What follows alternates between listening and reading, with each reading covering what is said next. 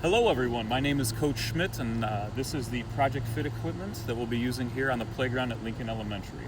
Before we get started with the rules, make sure you have your gym shoes on, make sure they are tied, and anywhere where you see blue, we do not run through that area because we don't want anybody to hit the pole or run into each other.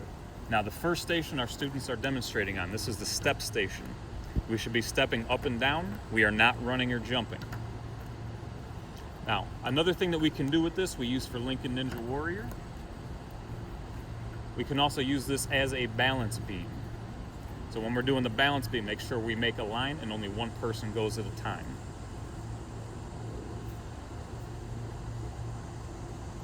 And you guys will see Lincoln Ninja Warrior usually at the end of every school year. Now, when we move on to the second station that we have out here, it is the parallel bars. When we do the parallel bars, only one person goes at a time, and the most important part of this, only your hands should touch the red bar. There are two things that you could do on this station. Currently, we see somebody walking across with just the hands. That is one way that we can do it.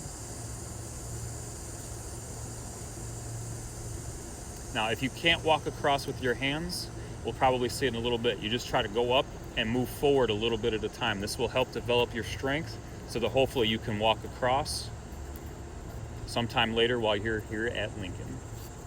As we see the students finishing up here.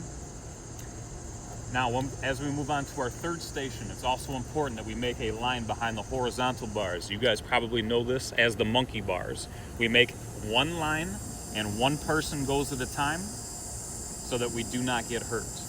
Make sure that both hands touch every bar and we don't skip any bars.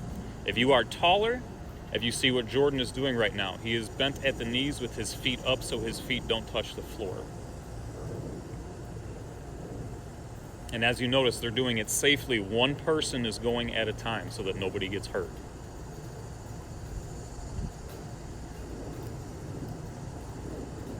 Now we're going to move on to the next one, which is the sit-up station.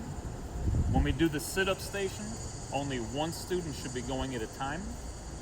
As you see, the bar is for your feet to hold your feet still. Your arms can be across your body or behind your head.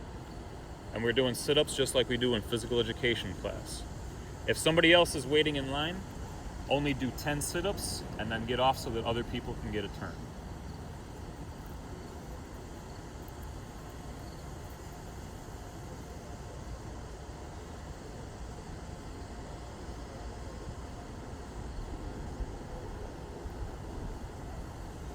Thank you. Now we are going to move on to our next station.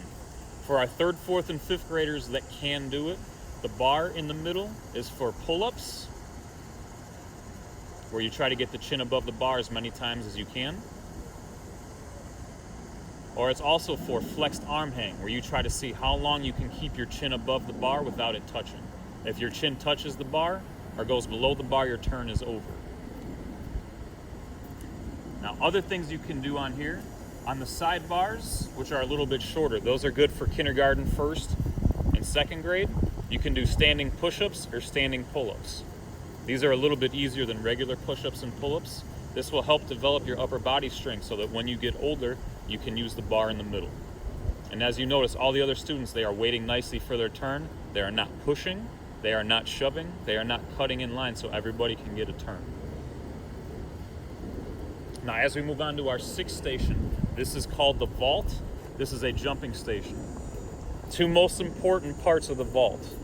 When you are waiting for your turn, you wait back by the fence. This way you don't get hit by somebody's feet. When your hands go on the bar, your hands stay still. If you can jump 10 times without stopping, then your next turn that you have, you can move up to the next color. All kindergarten, first, and second grade should start on the brown.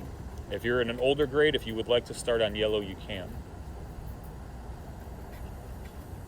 And as you notice, all the students waiting for their turn are waiting back by the fence. That way they're not in danger of getting hit by somebody's feet as they're jumping. If you also notice, their hands are in a cross grip where one is above and one is below. They are not the same direction. This will give you better balance while you are jumping. And as you will also notice, their hands are not moving back and forth. The hands stay still on this station. Now for our last one, the most exciting, this is the climbing pole. There are two things you can do on the climbing pole. One is to actually climb the pole. If you can climb, the goal is to get up to the top red. Once you touch the red, that's as high as you can go. Once you touch that, then we climb down. We do not jump down, we do not slide down, and we never touch the blue bar at the top.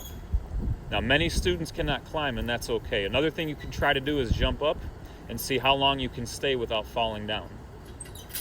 This will help develop your strength so that hopefully at some point you will be able to climb up.